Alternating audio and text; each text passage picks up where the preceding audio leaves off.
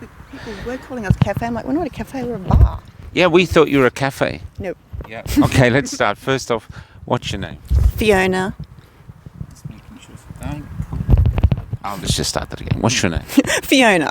Now, Fiona, people might not recognise you, but you're famous for what? For Bar Wonder, the infamous bar that the police are very familiar with as well. This is in Toowoomba. In Toowoomba, Queensland.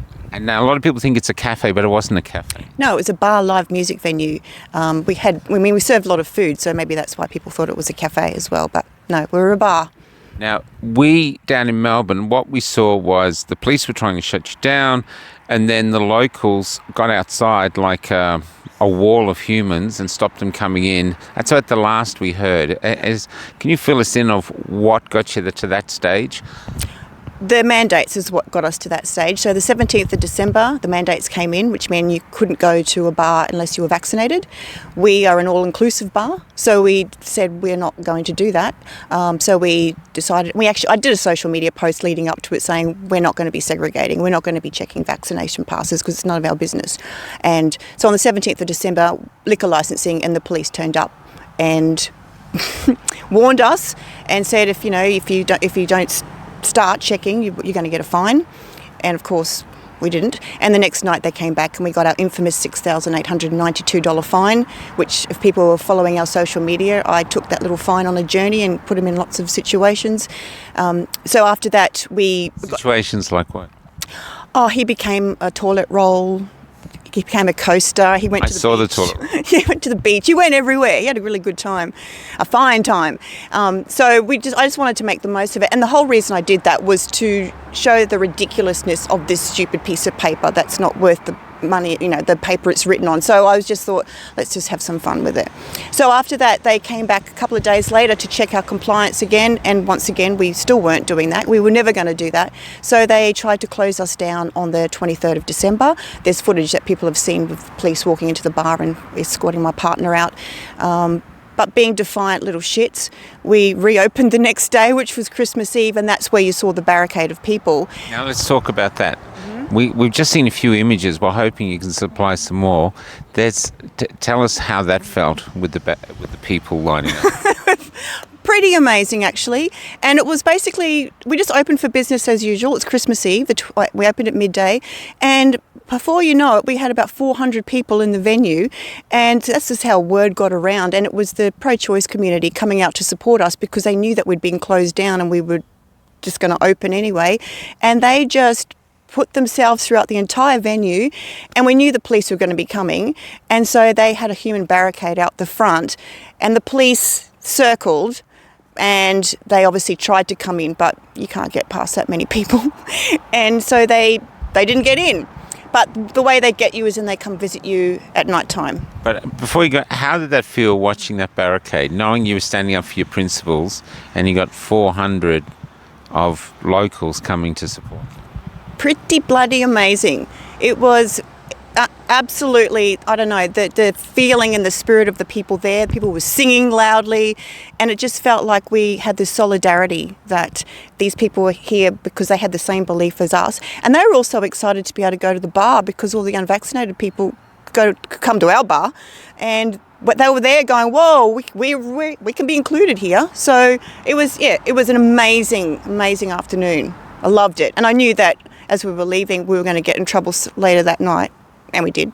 And what was it like when they came around this time? Well, this is their first visit to our place. This is your home now? Our home. Throughout the last couple of months, they've been to our home over 12 times, and they've been to the bar that many times as well. So I kind of feel like we've gotten to know them. Two detectives came to our house on Christmas Eve and issued us a summons to go to court. On Christmas Eve? Christmas Eve, yes. A court summons for the next month. And so that was our first, hello, welcome to our house kind of thing. And then from there, it was just a regular occurrence. And so that was the 24th of December. So, they shut us down. And but we decided we want to have a New Year's Eve party, but they gave us a shutdown notice for a month. And we thought, but we want to have a New Year's Eve party. So we planned a New Year's Eve party, and unfortunately, they got wind of it. We made it a secret. We didn't advertise it. But, there's narcs on those those pro-choice pages even. So they got a wind of it, and they turned up at our house that afternoon before the party. The party was meant to start at 6. They turned up at our house at about 1 o'clock in the afternoon and said, "We hear you're having a party. No, you're not." And we said, "Well, yeah, we are." And they said no, and they gave us a notice. You're not. We had organised catering. No party notice. I haven't seen one. No party for you. And we also ordered catering from a local cafe. They found out about that too, and they actually contacted them and said, "You are not to deliver catering to this venue because they're not to have a party." So, biggest party poopers ever. So we decided we were going to do it anyway. So we went to the bar. They had a police barricade. We couldn't get into the bar. They actually barricaded the front and the back of the bar so that no one could get in. How many police are we talking about? There was 3 out the front and there was about 3 out the back. But over the course of the evening, there ended up being at one point 20 police, because there's no crime in Toowoomba. It's just at our bar. And we'd already organised the party, so people turned up, and you've probably seen footage of that too. It was raining, and we had a street party around the police. So the police were guarding our door, and we had food catered. So we had food tables in front of them, and we had people standing around, dancing, singing, and it went on. We had it till about 8 o'clock, and we had a great time. There were hundreds of us. That's completely ludicrous. It's ludicrous. The police were actually, some of them were real Nazis, and one of them was actually having a great old joke and laughing at the fact that he was actually getting paid really good money to just stand here and basically police us all night. This is peaceful people, there were kids there, just dancing and, having a great time. So if any crime was happening in Toowoomba, they wouldn't have been able to go there because they were just stopping you having a New Year's Eve party. Yeah, and if you wanted to call the police, you should have just called us because they were all there. It was ridiculous. And I think they were kind of relieved when we decided we were going to call it a night, because basically they just stood with their masks on just watching us all night, which was insane. Sorry, you're trying not to laugh at this. So what's happened since then? What's happened since then is that every month, after that we obviously police were investigating the situation. Nothing to investigate because they were actually there. So nothing happened with that. We then ended up getting another closed down notice. So the biggest problem, the people that have been the most difficult through this process, is liquor licensing. The police are just there backing them up. And liquor licensing have been to our house every month, ordering us another shut down for another month, even though we hadn't been open. So after the New Year's Eve thing that happened, we kind of laid low. And then 2 weeks later, there was a march, a rally in Toowoomba, and we went to that, and we decided that, we'll just give it one more hit. So we actually did a Chinese whispers thing there and said, we're opening the bar afterwards, come down for a drink. And hundreds turned up. So that was our third protest kind of thing. Hundreds of people turned up. We already got our staff smuggled in there earlier so that they could open up, so the police didn't get there beforehand. So this was the crescendo of what's happened. We had all the people come. The police once again circled, and we had a good time, of course. And then we were there for a few hours. We left, and that night Mark and I got arrested in our home at 1:45 in the morning. We knew they were going to come again. Do you have kids? No. Cats, but not kids. And so 1:45 in the morning, they came and arrested us, got thrown in the watch house overnight. So you were taken away in a paddy wagon? Yep, separate paddy wagons, called criminals. I even said to the police officer, I'm not a criminal, why aren't you catching the real criminals? And she said, you are a criminal. I'm like, oh, well, I never. And so, we locked in the watch house. Mark was in there longer than I am because he refused to sign the bail conditions. I didn't realise we had the same bail conditions, and the reason he didn't sign them was because they didn't want to let us open until April, and it was at this point January. So he decided not to sign them and rather go to court on Monday.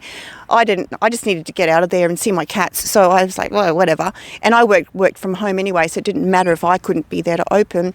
Anyway, they ended up letting him out the next day anyway because because a lot of people called in and gave them welfare checks, hundreds. They annoyed the police station. And so basically we left remanded on bail, and so we had to go to court the next month. And what they did was we'd been represented by Justin Sibley lawyers, and they're doing some great work with some other class action kind of stuff. So we kind of like, okay, well, that was it. So, but liquor licensing still were the ones coming every month. You're not allowed to open. You're not allowed to open. So we didn't even open again. So 14th of January is the last time I've actually been inside the bar, and so our court cases, because our kids kept getting adjourned, it means our bail conditions enlarged. So we're still, it doesn't even matter anymore. And so the stage we're at now is that at the end of March. Well, we hadn't been open for 3 months, and you can't pay rent on your lease. Is the landlord still charging you rent? Not now, because it came to a point where he said, and he's been really good, so it's nothing bad about him, but came to the point where he said, well, if you can't pay this amount of money by this amount of time, then your lease is terminated. And of course we couldn't come up with gazillions of dollars in a short amount of time. So basically our lease has been terminated, which means we don't have a venue anymore. And he's taken over, and I think is going to be selling it or something. So that was that. And still... Can I ask, how long have you had the bar? 3.5 years. Something that we designed, built, was our passion project, and something that we threw everything into. As a dog-friendly bar, because I'm an animal lover. So, there's been a grieving process with this, but also no regrets at all, because there's no way we could have done this differently. There was no way we were ever going to go and comply. I mean, we had a big sign out the front that said we will not comply, probably put a target on our back. But we wanted to be defiant in this, because we're so passionate about the fact that people shouldn't comply. And if all the... And why? Tell me your political views or your philosophy of why. Well, because, for one, I think the pandemic I believe it's just been used as a way to control people. I don't think it's about that. I think that's just the tool they've used. And the problem is, if the government comes along and puts something in place that's ridiculous, let's say they say everyone's got to kill their firstborn or something, why don't people ever question what's going on behind the scenes rather than the actual thing? So I think the fact that it's a slippery slope. If people start to go, okay, well, if the government tells me this, then I'll do that. What else can they tell you to do? And so something like these mandates, where you can't have unvaccinated people when the vaccine's efficacy is already proven to be shit, and and the rules, they change every week, and they make them up as they go along. They're arbitrary nonsense, and they're different across the states, across the world. So I just can't. And I've always been a skeptic about stuff, so I've done a lot of research, and I was on board with this from the beginning. And I thought, what a load of crap! That doesn't make sense. And 2 years ago, when they introduced after the lockdowns, you could have people, at the stadium, 50,000 of you squashed in there, and we had to have density limits in a bar. Like, none of it made sense. And obviously, it's lining the pockets of the elites and the pharmaceutical companies. And so from the beginning, we've been on board with that. And so when we knew that the mandates were coming in, I thought, there's no way in hell we're going to be able to comply with that. And if you're going to do, for me, if I'm going to do something, I'm either going to do it all the way or not at all. And so we went all the way. And the night of the mandates, we were interviewed on a Channel 7 news story, and my partner said, we won't comply, you can throw me in jail, you can bankrupt me, I don't care. Because that's how staunchly we felt about this particular thing. And, we don't have a bar anymore, but it doesn't matter, because businesses come and go, and there's a lot of small businesses that have been suffering even though they've gone along with the mandates. So we don't really care that we've lost that, because at least we can sleep at night knowing that we actually stood by our principles. Because if we'd actually had, done the segregation kind of thing, I'd be feeling sick about myself. I'd be like, well, you're a hypocrite. You always said that you'd be all inclusive, and suddenly you're not allowing certain people in the bar because the government says so. And then, when the mandates dropped, suddenly people can go back in. What's the difference between those 2 days? Nothing. So it's all made up shit, and I can't go along with that. Can I ask, in your time on this planet, has there been another time where your integrity's been tested to this level? Not to this level, no. And are you surprised that you had the courage to live up to your integrity to the cost of losing a dream bar? I am, but I'm also a belligerent little shit. I know that, but what I'm saying is it's like a test. It's like a way of self-discovery. Yeah. And you're giving this. And so how do you feel like the person before all this happened to now? How's it changed you, positive or negative? Well, I think I've always thought of if I was in a position where I had to be tested, I would really know myself. And I guess I think because I already knew what I was capable of in terms of this, obviously not to this degree where I would lose everything. I don't know. I think sometimes it's almost like a innate thing, and you don't even know what you're capable of until you're actually confronted with it, and you don't know how far you will go. I mean, I never thought I'd be the type of person who would go to marches and rallies in my life, and suddenly, I'm at all of them. So I don't think people really know themselves until you're put into a situation. And having seen what we've done, it was almost like watching myself in a movie, seeing how this all played out, and even seeing the video footage and watching it all back, going, holy crap, did we really do that? And when you're in the thick of it, it's just one thing after another that you just go, okay, we just roll with it, and that's what you do. You don't sit down at the beginning of it and go, okay, in 5 months' time we're going to have lost our bar. It's a process, but I'm actually really pleased that I could see what I'm capable of and actually have taken it this far, because I actually have lost something, but based on my principles. And I would do it all over again. And if something else came along like this, I would do it again. So it's like you've lost, but I'm interested in, okay, yes, I've lost this, but what have I gained? And this is for people who are considering, because a lot of people are at this point. Which way do I go? Do I comply? Do I defy? So you defied. So what have you gained personally from Defiant?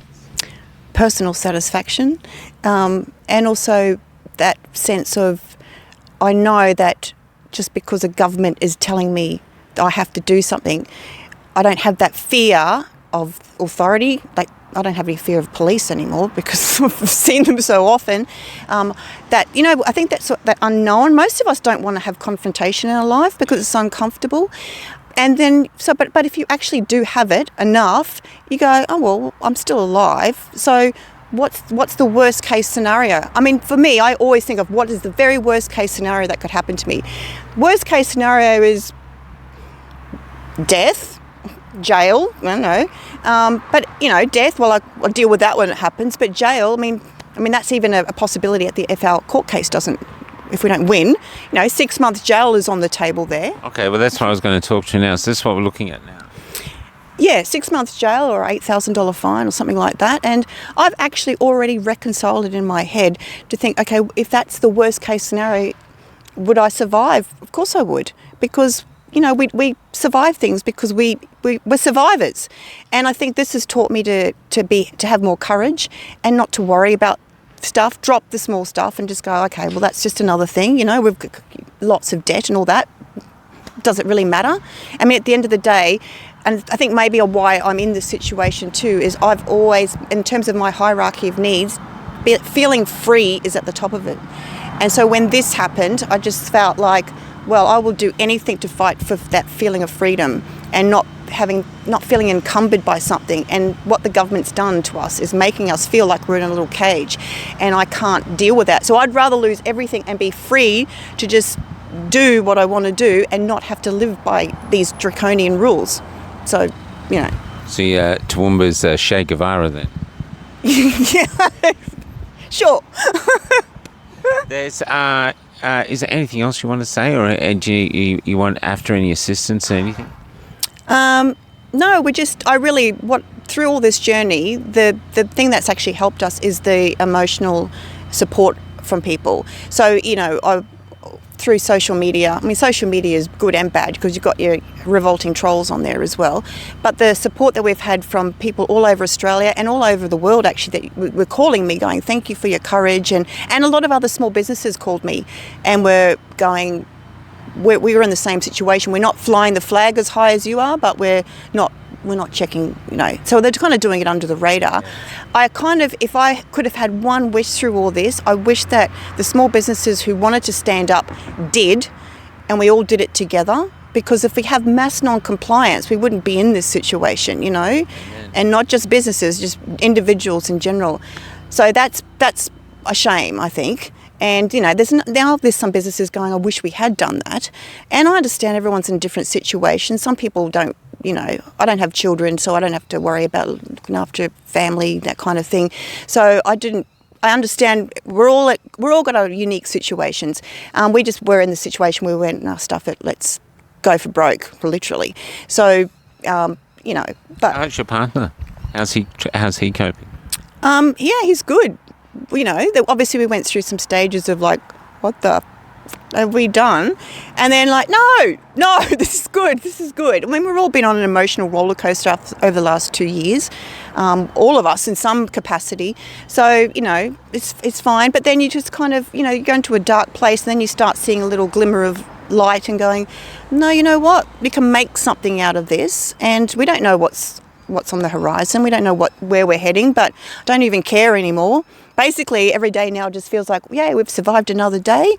What's on, you know, what's the next journey?